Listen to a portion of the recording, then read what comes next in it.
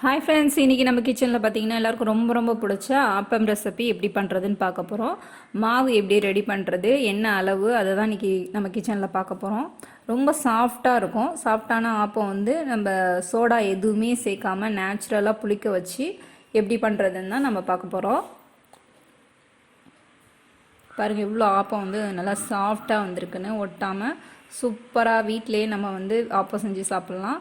இதுக்கு நார்மலாக இட்லி அரிசி ஒரு கப் எடுத்திருக்கேன். நம்ம எதால் அளக்குறோமோ எல்லாமே மெஷர்மெண்ட்டாக அதால் தான் நம்ம அளக்கணும்.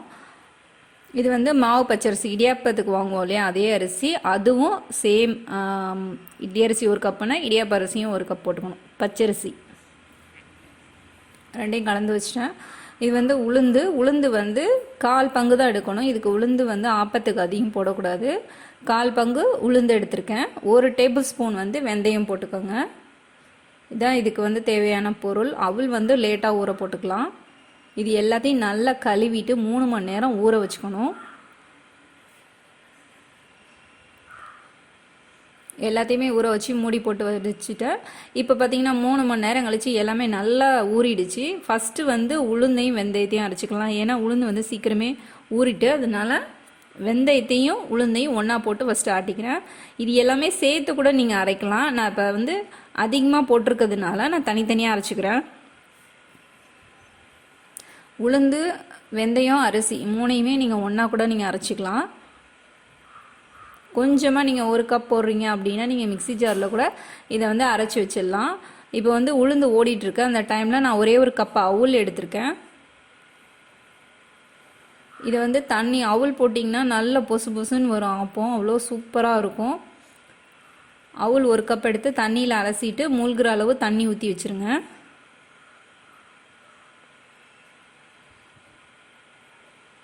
இந்த தண்ணி அப்படியே உறிஞ்சிரும். அவுல் ஒரு 5 நிமிஷத்துலேயே ஊறிடும்.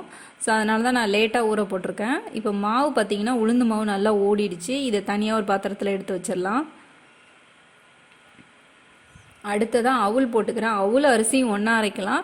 பட் அவுலை முன்னாடியே அரைச்சிட்டு நீங்கள் அரிசி போட்டிங்கன்னா அந்த திரியாக வராது. நீங்கள் சப்போஸ் அரிசியும் அவுலும் ஒன்றா போட்டிங்கன்னா ஒரு திரியாக வரும்.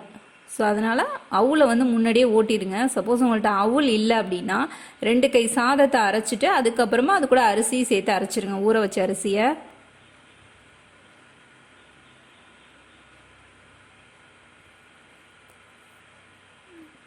நல்லா இது ஆப்பம் மாவு எப்படி இருக்கணும்னு பார்த்தீங்கன்னா நல்லா நைஸாக இருக்கணும்.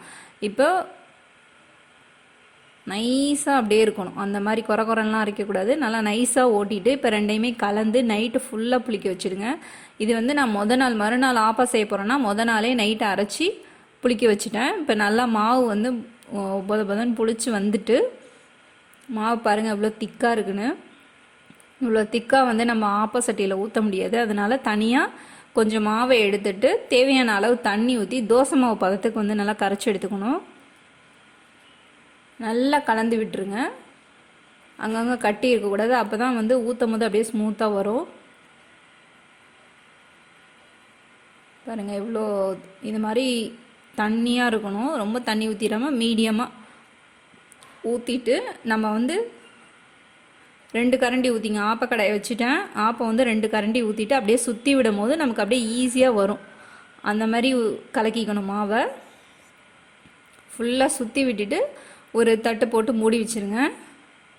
ஏன்னா நம்ம திருப்பி போடுறதில்ல, அதனால் நம்ம மூடி வச்சா தான் நல்லா வேகும். மீடியம் ஃப்ளேம்லேயே வச்சுருங்க. ஹை ஃப்ளேமில் வச்சிங்கன்னா நடுவில் மட்டும் அப்படியே பிடிச்சிரும். இப்போ ஆப்பம் ஒரு சைடு நல்லா வெந்துருச்சு. இப்போ பாருங்கள் இவ்வளோ சூப்பராக வந்திருக்குன்னு, ஒட்டாமல் அழகாக சூப்பராக வந்துட்டு.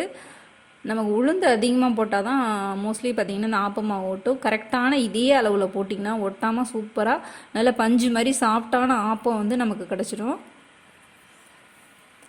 பாருங்கள் எவ்வளோ சாஃப்டாக இருக்குதுன்னு சொல்லிட்டு சூப்பராக இருக்கும். தேங்காய் பால், அதுக்கப்புறம் சட்னி, கிரேவி எது வேணாலும் இதுக்கு சைடிஷாக வச்சு சாப்பிட்லாம்.